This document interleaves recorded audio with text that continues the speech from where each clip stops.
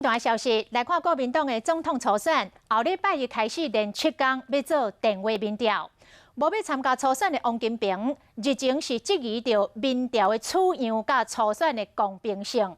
加上外界嘛质疑这个民调会互相作业，所以国民党的党主席吴敦义特别开记者会来宣布5位参选人都同意接受的民调作业，外界实在没有任何理由提出质疑，编造不实的谣言，以讹传讹，意图借此分化我们党内的团结。当我做第三人的时候，又是党的负责人，我不可能为任何一个候选人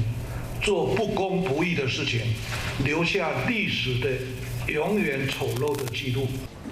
吴敦义讲，民调执行小组、甲民调公司、甲党中央相关的人员，只有一个目标，就是伫民调的过程中做到公正、客观、严格、周至，为国民党甲其他的政党立下民调作业的典范。未来嘛继续邀请王金平做总督导，希望伫民调开始进前，王金平就会当来同意。